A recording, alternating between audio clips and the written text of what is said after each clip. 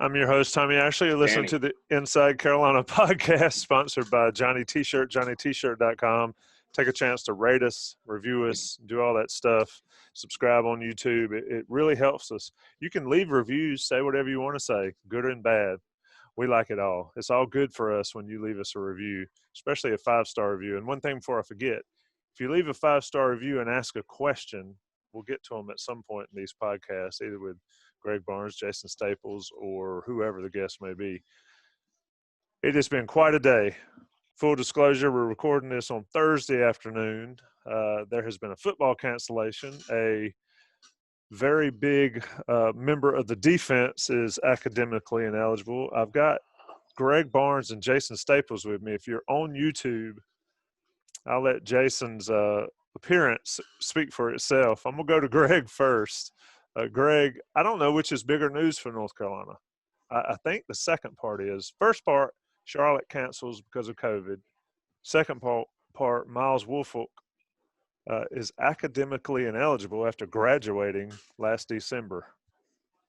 Yeah, that's a good question. I think the Charlotte news is interesting just because it's the first COVID-related adjustment, if you will, to the schedule. And as Bubba Cunningham said Thursday afternoon, I mean, they knew something like this was going to happen. They didn't know when, but they knew something like this was going to happen.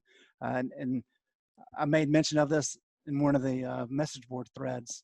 But in all the conversations I've had with people around the program over the last 3 months or so, nobody really seemed optimistic that Carolina would get all 11 games in, or even before the ACC announced the revised schedule, all 12 games in, just because of how things were going to play out. So here we are with this situation. But I kind of agree with you. I think that the bigger news for UNC specifically is losing, your arguably your best safety in Miles Woolfolk. He's a kid that is really the heart and soul of this defense. He's a veteran. He came in January of 2016. So when North Carolina was at the top of where it's been the last 20 years, and he was able to play, actually redshirted 2016, but he was on the team during a pretty good year. They didn't quite meet expectations, and then he had injuries, and Carolina's program kind of went on a downward trend, and now he was able to come back, and even had injuries last year in Mac Brown's first year. So he's run the gamut, and I think it's really a situation where they needed him desperately to shore up the back. I mean, you had some guys that decided to opt out. While they may not have been starters, they were guys that were going to be contributors. And he's got a couple young guys around him, and Don Chapman and Cam Kelly, who they like, and guys who are talented. But you like having that veteran back there. And Miles is a great guy, comes from a great family, and graduated back in December. So everything seemed to be going perfectly right for him.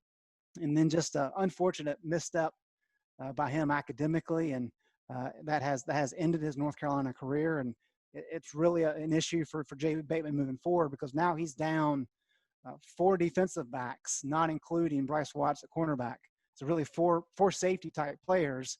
And here we were 3-4 months ago talking about how deep that secondary actually was. I know, Jason, you come in, I'll bring you in on Miles. You come in with a defensive backfield that's 2 pages deep, not just too deep, 2 pages deep on the roster sheet almost, and now they're down 4 guys for varying reasons. It makes things quite challenging for Jay Bateman to fashion together a coherent defense on the back end. Yeah, and it's, I mean, the guy that you feel worst for on this is the guy who's really responsible for not basically taking care of business, which is Woolfolk. I think they've got the bodies to be able to handle it. I think they've got the players to be able to absorb it. I mean, if they have to, they can put they've got some other players that they can rotate over to safety and use for depth there. I mean, you've got you got one guy that they're wanting to get playing at all 5 positions anyway. So when they're in their base package, when they don't have 5 DBs, which really is their base package really in terms of how many reps they get, they can still get those guys out. They can still get 4 really quality DBs on the field. And based on my assessment of the talent level, I mean, you look at Don Chapman and some of these other guys, those guys can all play. But it does make you that much more vulnerable if suddenly you have a couple guys get quarantined, if you have another injury or two, that's where it really gets hard. And I think that's the thing to watch for as the season goes forward. And this is why it's so hard to win consistently, is this stuff always happens and you have to have the depth to absorb it. And I think Carolina does still have pretty good depth in the secondary, but this is, just one more sort of paper cut, bigger than a paper cut. This is a big deal because I really like Woolfolk as a player and as a leader on that team. And, it's a big loss. Greg, when you talk about losing, you mentioned the leadership aspect of it, and Carolina's got some young talent back there. That's almost, to Jason's point about the bodies that can cover it, the leadership, like you mentioned earlier, but I think that's the biggest thing. I mean, not only leadership on the field, but leadership off the field. Handle your business off the field. Grad school work, do whatever you got to do and handle your business. And he fell short of that. Nobody feels worse about it than he does, I'm sure. But I mean, leadership comes in many forms, and he lacked there on that off the field version of it. Well, coaches talk all the time, and Mac Brown is included here, about the importance of building a culture. And that really begins with the players. The coaches set the principles and kind of the guidelines, the framework, if you will. But it's the players that really kind of have to live up to it. And what you want is, you want a guy like Miles, who has played a ton of games over various years. He's been through some highs. He's been through some lows. He's dealt with injury. He's dealt with adversity. And he was really a guy coming in that they thought, you know what, we do have some young pieces in the back seven, especially in the secondary, and we like those young pieces, but we need somebody to really make sure they kind of come together and gel and understand that things are going to be hard sometimes, and things are going to be tough, and things may not be fair, but you got to deal with it. And I think that's really what you're losing here is, yes, he's a great player, but to your point, Tommy, just the seasoning that he's had. I mean, he's seen everything that you can see in a college game pretty much. He's seen competitive games late. He's seen blowouts. He's seen blowouts both ways. And so he understands what it takes. And so removing that piece from the puzzle, yes, Don Chapman's a great talent. Yes, Cam Kelly is going to be a great talent. They haven't played much. They need guidance. They need polishing. And that's not having Miles back there really hurts, and that puts more of an onus on the coaching staff. And that kind of limits what you can do culture-wise right now. Jason, when you scouted Woolfolk, and if you're listening and you haven't read Jason Staples' scouting reports, what'd you do? A couple dozen varying it was about, positions? I think, 25, something like that. So 24, 25 positions or players that Jason scouted extensively and ranked them and all. Talk about what Carolina loses as a player for somebody that may have not looked at that scouting report. Yeah, I mean, actually, the sad thing about this, or one of the many sad things about this, is that when I went through and I looked at I was looking at other players on the defense, breaking down their stuff, and in the games where he was actually playing before he got hurt last year and had to miss the rest of the year, Woolfolk just kept flying onto the screen. He was just there, and that's one of the things that you take notice of when you're scouting teams and players, is that guy keeps showing up.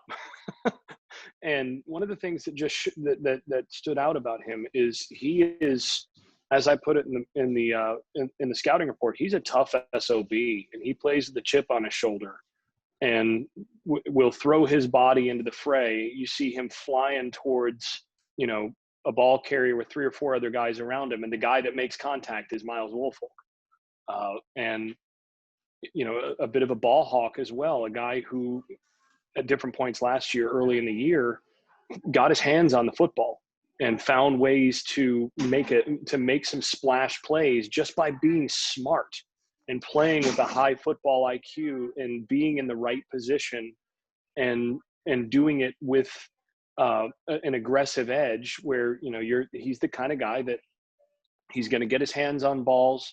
He's going to be the guy that's going to be around the football to recover the fumble because he's always running to the ball and running into the pile. And 3 interceptions last year on 271 snaps. That's pretty dang good.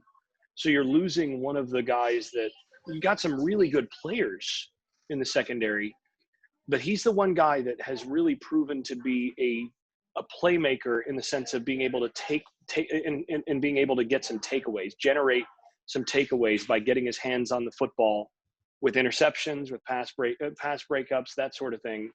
And that, I think, is along with the leadership aspect, one of the biggest losses, if not the biggest loss, is you're looking at a guy that you can kind of count on to cause a problem here or there, maybe a splash play here or there for the defense.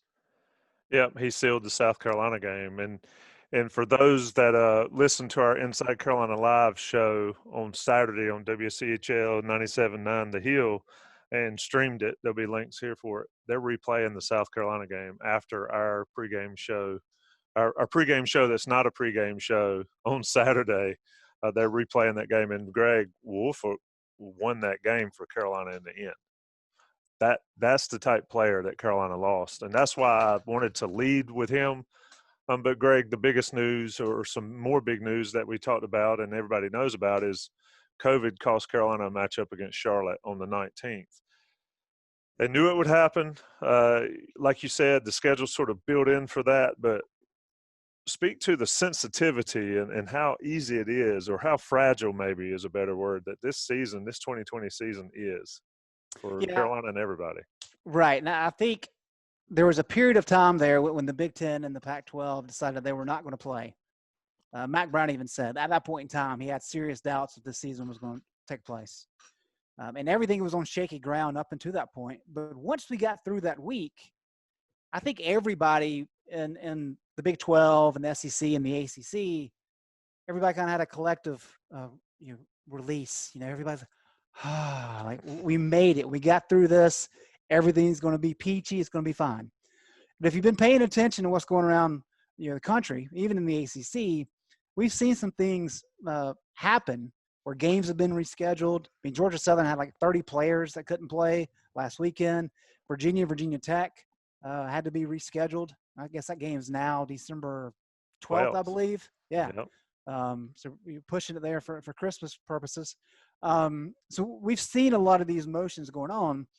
And somebody on the message board thread earlier said, I expected something like this to happen, but I didn't think it would happen because of one or two cases.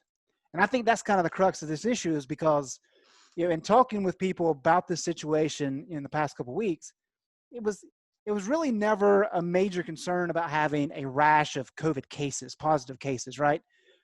If you have a bunch of cases within your program, everybody's going to take that seriously. Everybody's going to graciously take a break and address it as needed. The problem is going to be is when you have all these players in position group rooms, whether it be the secondary or the offensive line or defensive line, whatever it may be, and you have one guy that gets it, well, now he's been up close to these other guys in that position group for a long time. So if you've got 15 guys in a position group and they've all been around each other and you have one guy that has it, that's a contact tracing nightmare. And that's what we have here. And then when you throw in the fact that apparently one of the kids tested positive on Monday and then tested negative on Wednesday, then you get into the protocol that the conference leadership and the medical groups lay out. Do they cover all their bases? Do they have to look at some of this stuff and figure out, okay, well, do we have any exceptions? So there's a lot of moving parts here. But as I mentioned earlier, and as you alluded to there, Bubba knew this was going to happen at some point. You hate it happening, but you have to be realistic. And given how things are playing out with positive tests, and especially the contact tracing element of it, there's going to be games that are rescheduled. And that's why the ACC told these teams before the season started, look, you may get done with the game on Saturday. You may start Sunday prepping for your next opponent. And we may call you and say, hey, you know what? You're prepping for Virginia Tech on Saturday. You're not playing Virginia Tech anymore. You're playing Clemson. And that may happen. And I think one thing that you're seeing, so many changes have been made earlier in the year. As we get deeper into the season, you have less wiggle room to make some of these adjustments because adjustments have already been made. And so I think with the Virginia Tech game, that's one where now it's being added to the end of the season. So as we lose these opportunities for flexibility, how does that going to affect how these schedules shape up? And that's what the ACC office is having to deal with right now. And I can only imagine it's a logistical nightmare. Well, Buck made a good point on our Slack channel that we all talk, Inside Carolina folks talk about, is with Virginia Tech and Virginia on December 12th. And that forces, unless they're going to play the ACC championship game that day with them playing too, that forces ACC championship game to the 19th, right, Greg? And then thus opens up another open date or available date to reschedule some games. Right, and that's one of the challenges. And as I said, the ACC has been quite open in saying we have to be flexible, we have to adjust. The end goal is getting somebody ready to play in the college football playoff. And so as long as you get everything accomplished and give your team or teams enough time to prepare for the playoffs, that's all they're worried about. Jason, let me bring you in here. As far as a player, from a player standpoint, how difficult is it to be that flexible during a college football season? Honestly, from the player's standpoint, it's not that difficult because you're worried about what you've got on the daily. Players are not having to do the long range planning. It's really hard on coaches and on support staff and on GAs in particular, because what you're doing, you have to be prepping 1 week, not only for the opponent for that week. You've got people assigned to look at the next opponents and to already be working towards some of that in terms of some of your support staff and scouting and all of that. When you get together on Sunday, you need to have your preliminary, as a general rule, and we've talked about this on this podcast before, as a general rule, you come into a season having done your preseason game plans. You're coming in with a game plan that was already put together in February, March, and then polished a little bit over the summer as you evaluate more and more stuff. And then when you get into camp, you again have guys, keeping track of who's winning jobs and that sort of thing in on other teams from your schedule. And then from there, you end up having to,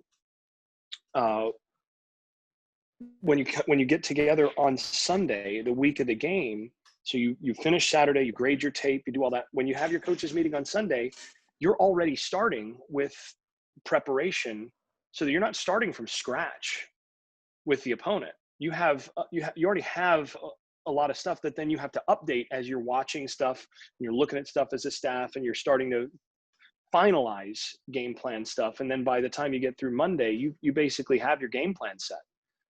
Well, now all of a sudden your schedule changed. So that means you don't have all the preparation that for some of these teams, you didn't prep in the off season.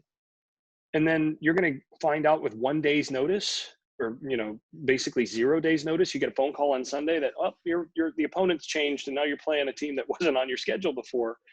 Now you have to basically start from scratch. Or if you're a team with a lot of resources or, really highly organized coaches, and that might happen, you've got some other people in your program that are actually keeping an eye on other teams and doing potential preliminary game plans and that sort of thing for teams that you're not even going to play. So, that's something that again, if you've got a super resourced program, I wouldn't be surprised if Clemson right now is preparing for a couple of the teams, has guys at least looking at film for a couple of the teams that are not on their schedule, just in case. Because that's just, they've got the resources to do it. They've got the staff to do it. And, make better to be a little bit over prepared for that and maybe pull those resources away a little bit from the teams that are actually on your schedule than to get stuck with the team that all of a sudden has a chance to throw stuff at you that you have no idea what's coming. So really hard for coaches. For players, you get your game plan. when the week starts, it's a new week and you're not doing that planning. You're literally just doing what you're told every day on, okay, here's what we're covering. Here's what we're installing this week. Here's what we're doing. And you just do that. And that doesn't change regardless of who's on the schedule. You don't really pay attention to the next team on the schedule. You got to do what you got to do that week. And it really is a one day at a time situation for players. Tommy, I think that's an excellent point. That's the one I had not thought of. It kind of makes me think back to the NCAA investigation with UNC when Butch Davis was here. And Alabama, I remember looking, had 8 compliance officers on staff. Carolina had 3. And so Alabama had enough people to handle the unique situation if it came to them. Carolina did not. And, Alabama has the same kind of staff that Clemson does. He's got all kinds of, we've seen it at Alabama over the years, right? Their offensive coordinator gets a job somewhere else in the playoffs, and what happens? They pull Steve Sarkisian off the bench, right? Because he's an offensive analyst or whoever it may be, Loxley, right? That is what separates kind of the elite high-profile programs and everybody else. And so I didn't think about it like that, but that's a great point, Jason. And if things spiral out of control anymore in the coming months, hopefully they don't, but if they do, that will be quite the advantage for teams like Clemson. Yep, it's all about the elite programs, and that's why they're elite. They eventually get there. It's easier I don't know. I was going to say it's easier to stay elite than to get there, No. but maybe that's not accurate. I see you shaking your head. Yeah, it's the reason that those teams have to invest those kind of resources is that when you're on top, it's a lot harder to stay on top than it is to actually get to where you can have 2 or 3 great seasons in a row. But heck, look at Florida State right now. Look at what happened with Jimbo Fisher there. 2012 through 2014, that was the best program in the country. They got there for 3 years, and then just a couple things happen. You lose a control of one position. Really, it was the quarterback position that they didn't have the recruits at that position to be able to reload, partly because they didn't expect Winston to leave early when they first signed him, and partly because Jacob Coker transferred, and partly because another guy got kicked off the team, and so on. And then you go from being a national championship one year, a playoff team the next, and look at where they are right now. They're way behind North Carolina in the ACC in terms of actual performance and expectation for the remainder of the year. It's really hard. And when you get there, teams start gunning for you and they start prepping for you differently. I can tell you right now, watching the film from Clemson UNC or Florida State UNC, Clemson held stuff back all year to be able to kick Florida State a few extra times while they were down, just in case. And you could see they reserved some stuff and made sure that they double tapped them before those athletes there could get a little bit of confidence. And you can see that even when you're down, if you've been up before, teams plan for you differently, and players might play just a little bit different against you as well. So it's really hard. One other thing I do want to backtrack a little bit, because Greg said something really, really important about the contact tracing when you have one case in a position group, for example. One of the things that's interesting is that some of the really organized staffs across the country, what they've done is they've completely reshuffled their locker rooms in terms of position groups are not grouped together in their locker rooms. They've restructured who's rooming with whom on the road, or have tried to move guys around in terms of housing situations, because what they don't want is you've got 3 quarterbacks and two quarterbacks room together on the road. You can't have that. And all of a sudden, you get your backup quarterback gets a positive test, and now your starter also is out because your starter's been rooming with the backup. No, you want your starting quarterback rooming with the backup punter or with a defensive lineman, and then your backup quarterback is rooming with the defensive back. And so why? Because you want to make sure that if there is contact tracing quarantine that comes in, that your losses are not all clustered in one spot. You want to lose, one guy here, 2 guys there, instead of, well, we actually are going to have to move, 2 defensive backs to running back this week, and we're going to have to move a linebacker to quarterback because we don't have anyone at those positions anymore. Right. And it's changed how teams are even dealing with meeting rooms and things like that, because they're trying to ensure that guys are not that you're not going to lose an entire position group. And this is something actually I haven't had a chance to talk to anyone in the Carolina program specifically about what they're doing on that front. But as organized as Mac Brown is, I would venture to guess that they've made some changes and shuffled some things around a little bit on their side to do some of this as well. Would be interesting to look at from a Greg Barnes standpoint or Ross Martin standpoint.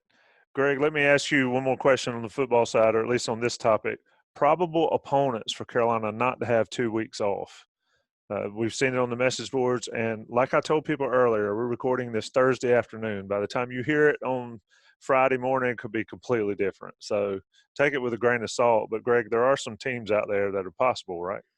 Yes, and I think the interesting thing about this is we've talked about this before, Tommy, but the main reason you're playing this football season and the main reason we're seeing sports being played, especially at the professional level, is money. Yep. Don't forget that. It's about money. And one of the things about that is Bubba said on Thursday, right, after Charlotte announced they had to cancel the game, Bubba said he got a phone call from another athletic director at a different school offering to come to town to play on Saturday. Within 2 days, he had somebody calling him wanting to come play.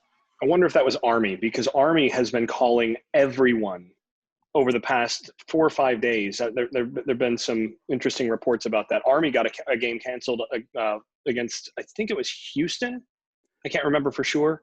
But Army has been absolutely desperate to try to fill that spot.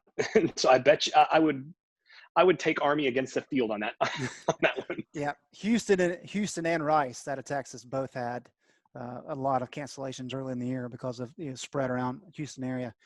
But Bubba said, of course, no. You got to have more time to get the players prepared, and you can do it, but that's kind of not what you're aiming to do. You want it to have some opportunity to scout and actually prepare for an opponent. Alabama would not want to play Army on 2 days or 3 days of preparation. Right, Look out. So what you're left with is, okay, the ACC guidelines, right? You have to play the game if it's non-conference within the ACC school's home state. It doesn't have to be a team from in-state, but it has to be played within the home state. And then they have to be willing to meet the ACC guidelines for COVID protocol. Those are the two big hurdles. And so when you start looking at just kind of local schools, there's really nobody. I mean, the MEAC, for example, they've suspended their season. So that's North Carolina A&T and North Carolina Central. They're out. Appalachian State, I believe, is playing Campbell this weekend. Those teams are out. ECU is playing somebody this week. They're out. So really the only local team that you could do that's actually playing is Coastal Carolina. And they, of course, went out to Lawrence and beat Kansas last weekend. They're available to play. And that's really the only one within the region. But when you kind of get out of the state, or out of the Carolinas at least, you've got teams like Marshall, who has an open date, Middle Tennessee, they've come to North Carolina before, Navy, which is really a dumpster fire. We've touched on that before in their opener against BYU. And then Western Kentucky. And Western Kentucky's got a good team. So those are kind of the main teams that are available. And so if Bubba's really pushing to get a game played on the 26th, he certainly can do it. It's just going to be a matter of how quickly they can get that set up. And it's got to fit within the other team's schedule in terms of there not being too many long straight stretches of games, if you will. Coastal Carolina, for example, I think their second bye week is like October 10th. So while they'd be giving up one bye week on September 26th, they would turn around and have a bye week 2 weeks later. That sounds like that'd be a pretty good fit. That'd be a pretty cool game. But we'll just have to wait and see how quickly this comes about. That sounds like that could be a probable. But like I said, by the time you listen to this podcast on early Friday morning, it could be set, it could be decided, or it could have been blown off by now. I'm going to take a short break, talk about Johnny T-Shirt and JohnnyT-Shirt.com. They're sponsors of the podcast, sponsors of Inside Carolina, great friends of Inside Carolina, and great friends, therefore, of our Inside Carolina subscribers. You get all sorts of deals at Johnny T-Shirt. Constant sales going on, football jerseys. There's throwback jerseys on sale at Johnny T-Shirt. Johnny T-Shirt these days. So Jason was waiting with the button to get that one in. Johnny T-Shirt, of course, 10% off your order, either online or in person if you're Inside Carolina Premium subscriber. You know what's amazing? In 2020, they'll bring it to your door. It's amazing to me that I could call somebody and they'll bring it straight to my door or get on the internet and they'll bring it. Johnny T-shirt shop on their local. They need your support. As always, support them, support Inside Carolina Podcast. Take another Tommy, break. have you seen Wall-E, the Disney movie Wall-E? Like Wall-E, Yeah. the robot? Yes. So I think 2020 has kind of pushed us in that regard, right? We can just sit in our chair and hit a button, and everything will be brought to us. It would We could be decked out in excellent North Carolina gear from Johnny T-shirt, but anything else you want, we'll have it at our disposal. yeah. So you're saying we should be ordering a size up from what we are? Yes. Already have, Jason. Already have. Yeah, yeah, really. I've actually done well. Let me take a break. Let the national people come in here, sell their wares. We'll be right back on the Game Plan Without the Game podcast. Okay, we're back. The Game Plan podcast, of course, Charlotte canceled the game with North Carolina. So we're talking about other stuff. Miles Wolford, the cancellation, COVID, Johnny T-shirts, great ability to bring gear straight to your home. Jason Staples is indisposed at times, but he's with us right now. And Jason, if folks are watching on YouTube, this has been quite eventful. You will wonder why people lose their trains of thought when they talk to Jason at certain times. But I'm gonna make you have to think. Right? We're going to talk about those scouting videos you've done, and this is a perfect time for Greg Barnes and you just kick shop. You did 25 people. Who was the highest rated North Carolina football player out of those 25, not named Sam Howell? And I don't even think Sam Howell was the highest rated one. It was not. The two highest were Chaz Surratt, who was the highest on the defense, and Javonte Williams, who I had the highest on the offense. So both of those guys I graded out as probable early round draft picks, as guys that, in terms of the traits that they bring to the table, they have basically what the NFL is looking for. So tell me this. What went into scouting each person? What did you do to build the scouting report that you've done for each of these 25? Start to finish, what'd you do? So, and sorry, my voice is going to be a little bit more muffled. For those of you who are not seeing this on YouTube, as Tommy has mentioned, I'm actually at the hospital right now. My wife gave birth to our second child just a little bit earlier this morning. So I'm outside the room, and they just asked me to make sure that I put my mask on, even though I'm just sort of standing outside the door right now. But it's understandable. I'll do that. So here we go. Anyway, so what I did is, first of all, I had to collect a lot of film, which can be tricky. So I had to get my hands on film. I got as much coaches film as I could, and some of it I got actually too late in the process to actually make it work. And the best thing that I could do was to use broadcast footage. And for some players, that's not that bad. I mean, if you're scouting a linebacker, for example, broadcast footage oftentimes is going to give you quite a lot. If you are scouting a defensive back, you can't really do much with most broadcast footage because you're just not seeing what they're doing. So where I could get coaches film, I got coaches film. And then I put together templates based on how NFL teams and also a lot of college teams apply very similar scouting scales, but I basically applied standard NFL scouting scales to each position group, so that basically there's a set of traits that different coaches value at those position groups, and they want to assess how good a player is at this or that trait. And so you have that scale, and then you have an overall scale based on how that player projects at different levels. So essentially, I put those templates together, and then from that point, it's a matter of just breaking down and watching a bunch of film, a bunch of games, and you watch the same plays over and over and over again to see, okay, what do I see from this player? What happens when they ask this player to do this?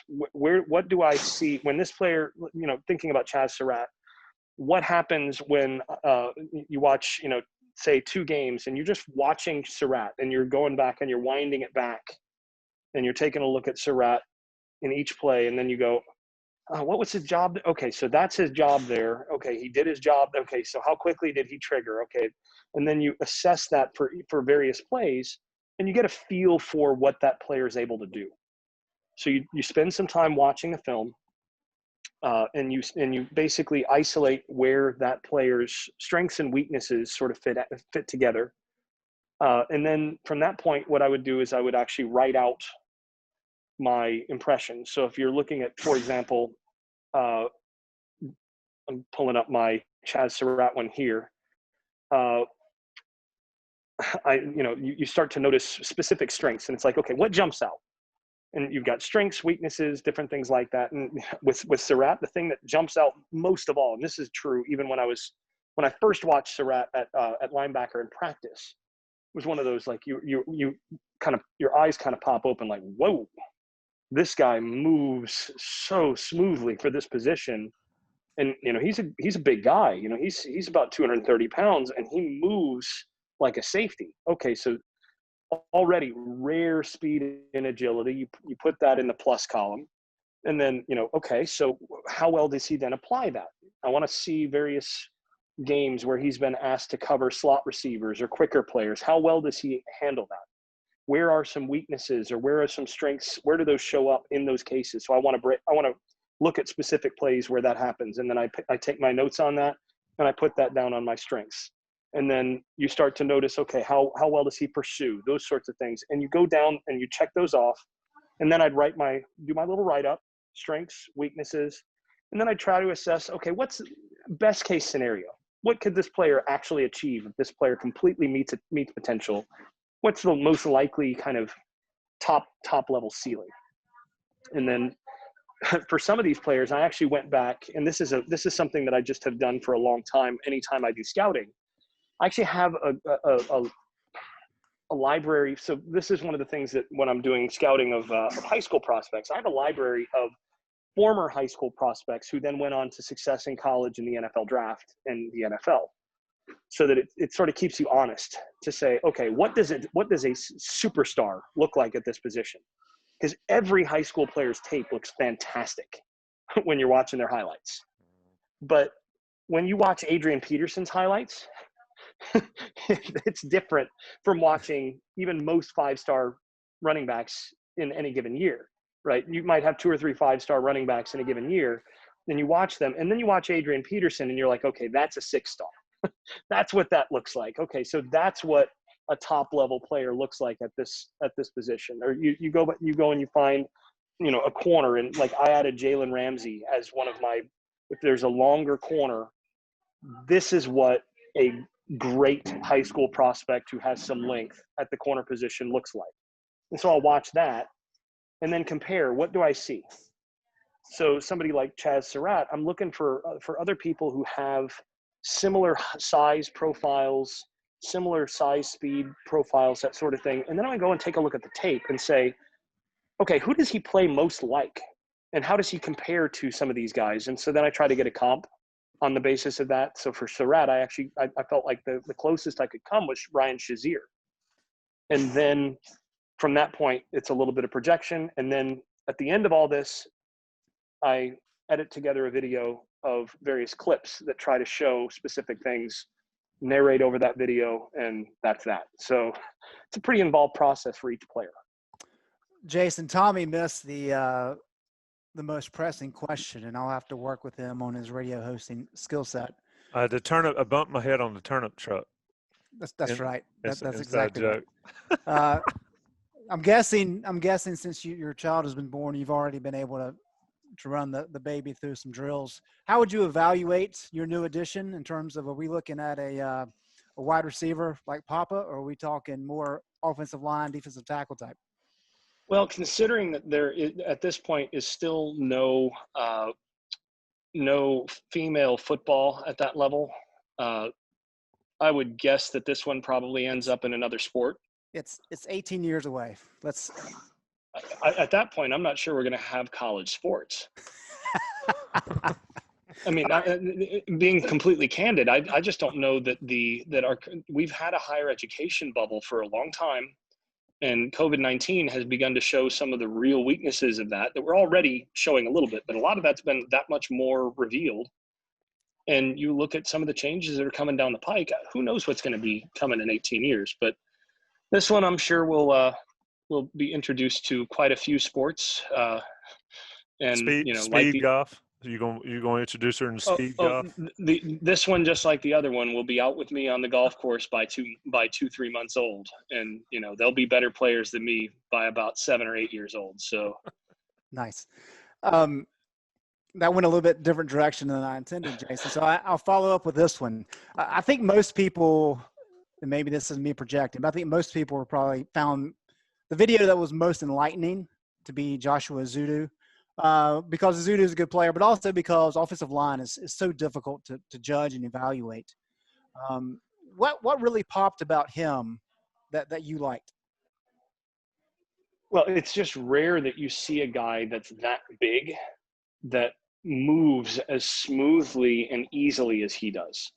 So, anytime you're evaluating a lineman, one of the first things that, the most obvious thing that sticks out right away is size.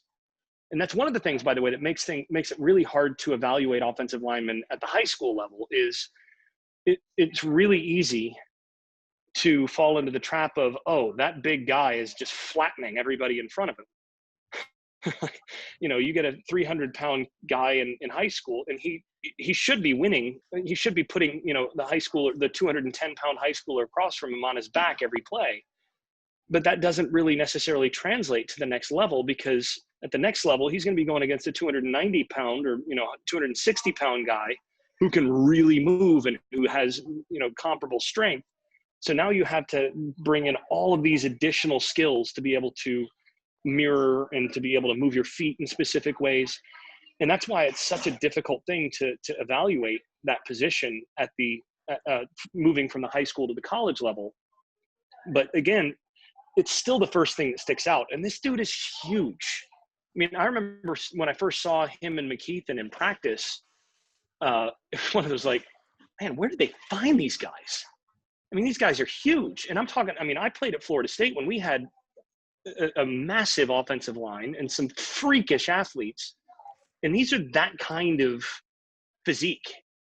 I mean, you're talking about a guy that's 6'4 plus, 325, and does not stick out in his gut past his chest. So he, you notice just that aspect of things, like, oh wow, just how put together he is. That's already there. And then the next thing is I want to see how he moves his feet. And when you watch him move his feet, when you watch Ezeudu move his feet at that size, that at that point you just go, wow, there are very few 300 plus pound guys that are able to bend at the waist, bend at the hips, not at the waist, able to bend at the hips, bend those knees, and move those feet the way that he does. And then you see him skip pull, which a skip pull is where you step back as a guard and you kind of shuffle sideways. And it's sort of like when playing defense in basketball, where you're shuffling in that kind of athletic position. And for most big guys, they just kind of look lumbering when they're doing it. But when you see a guy that looks smooth and is able to do that and maintain balance and control, and then deliver a blow just sort of whenever he sees something pop, that again is, you just notice those things and you say, this guy has unusually good feet, unusually good movement skills and coordination. And then the final thing is arm length. Not only is he tall, he's got longer arms for his size than is normal. And you combine those things and, oh my goodness. I mean, the importance of arm length for the line of scrimmage is hard to overstate, because how quickly you get your hands on a guy matters. And then if you can get your hands on him and he can't get his hands to your chest because your arms are that much longer than him, that's going to win you a lot of battles alone. So he's got plus arm length. He's already big and strong and is able to move guys, and the ability to move and mirror like a much smaller man. And, you see him leading out on screens and things, and he moves. It's almost like watching a huge tight end. And you go, man, that is a rare talent at that position. And he's a guy that, you don't see a whole lot of guys like that in college football. And I think he's a potential first rounder at the position, quite honestly, because the combination of size and movement skills are really unusual. Tommy, I'm not a recruiting guy in terms of evaluation, but I believe it was 2007. Carolina was playing at Virginia Tech, and Don Callahan went with me. We decided he wanted to go see Bobby Massey, who's currently playing for the Chicago Bears, has been in the league for 8 or 9 years. But he was playing for Lynchburg Christian Academy, which is a private school up in Lynchburg, and they played at Liberty's Stadium, which even back then was incredible. And so we go, and I'm actually taking pictures for Don while he's talking to coaches and talking to players and taking notes and all this stuff that Don does. And with it being a kind of a small private conference, there was a lot of kids out there playing defensive line for the other team that were probably 5'10", 200 pounds or so. But here you got Massey, who's 6'6", 315, and he could move. He was an athletic guy at 6'6", 315. And he was just throwing these kids around like rag dolls. And I realized at that point in time, he didn't have to have any technique whatsoever. He didn't have to have any athleticism whatsoever. He was so much bigger than everybody on the other team that he was just kind of swatting them away. He wasn't even having to work very hard. And so when you see that, and then you kind of see how difficult evaluating these guys can be, especially when you're projecting them from high school to college. But even then, from college to NFL is another big step. So I find it fascinating watching Jason break these down, because it's an eye that I don't have. But when you hear him explain it, it kind of pops on screen for you. So I recommend everybody listening, if you haven't looked through Jason's evaluation clips, do it. It's a good way. You got a Saturday free now, right? So it's a good way to spend your Saturday if you're not watching the ball games. Yeah, and learn a lot. And you can learn a ton from Jason and all those videos. The play breakdowns and all that. But if you want to get deep into the weeds and understanding the game, check out Jason's 25-player essay on evaluations. Great stuff, Jason. You're going to win the MVP for today's podcast, because you are literally in the hospital hours after your wife gives birth to your second child, and you're still doing this podcast. A lot of Inside Carolina workers could step it up like you, man. This place would be something. I'm going to it's brutal. Folks that don't know Mr. Staples and know that it could not be more hilarious seeing this. If you're not watching on YouTube, you got to at least check it out. Look at it. Jason, I'm going to cut you loose, though. I'm going to let you go. Greg and I are going to talk a few more minutes, but I'm going to relieve your anxiety about doing a podcast in a hospital hallway and let you go, man. I appreciate you coming on, though. Yeah, and it's always fun, guys. On behalf of everybody, Jason, congratulations. Appreciate Absolutely. it. Thank you, guys. We will pour one for you. Tall glass I could use it, guys. I could totally use it.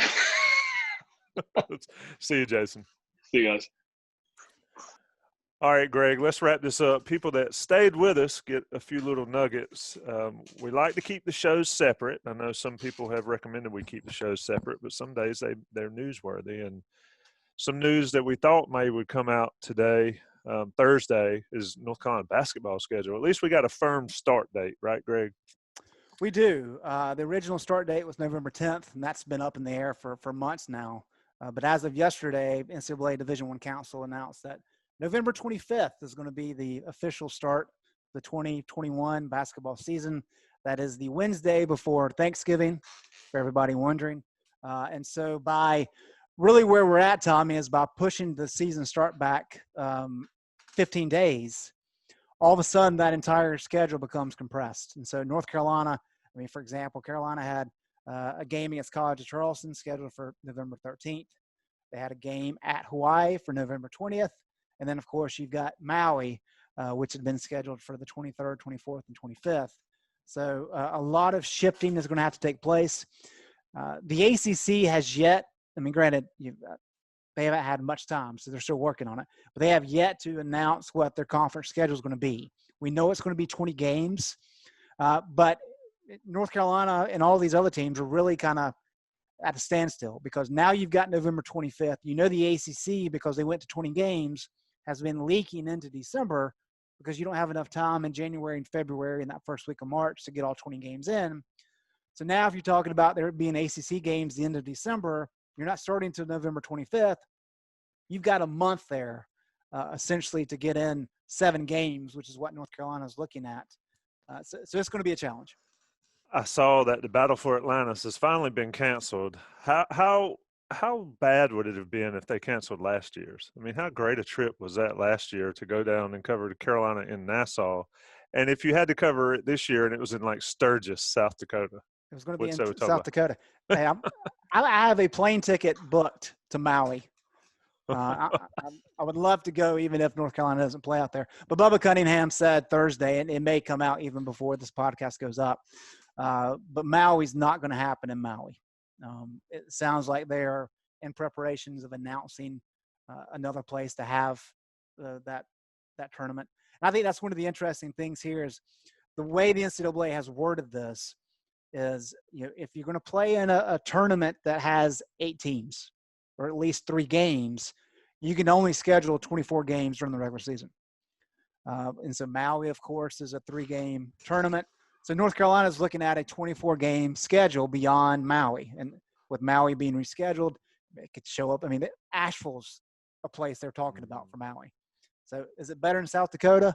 Probably. No offense to any South Dakotans listen to us. But still, quite a difference from Asheville to Maui. But if that's in December, you've also got contractual obligations with the ACC Big Ten tournament or challenge. That's going to happen. You also have contract with the CBS Sports Classic, where North Carolina, I believe this year they're playing Ohio State. So that's 5 games accounted for. And so you're talking about now, if you're aiming for 27 games, 5 are accounted for. So now you've only got 2 other ones to choose from. And you had 10 games already scheduled. So a couple of these games are going to go by the wayside.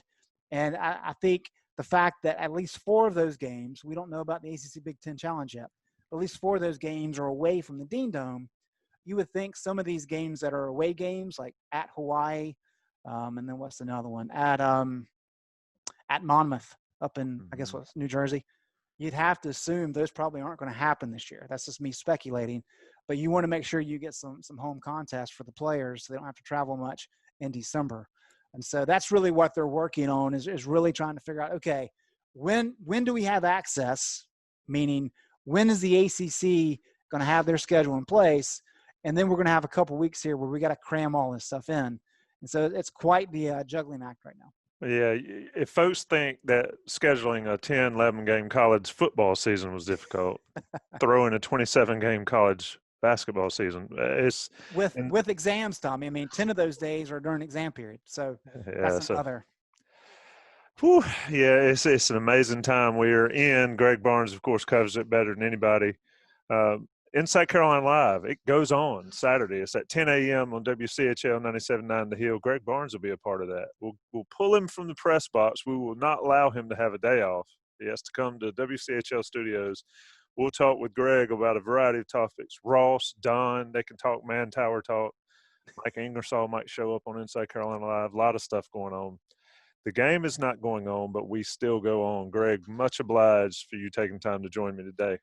Thanks, Tommy. And I'm looking forward to being in studio on Saturday. I feel like I've reached the big time finally. Yeah, it is. It's pretty neat in there, and they've made some special requests from me, a Johnston County resident, and I shall fulfill those requests, and we will have a blast on Saturday morning. Folks, rate us, review us again, subscribe, YouTube, iTunes, Spotify, whatever.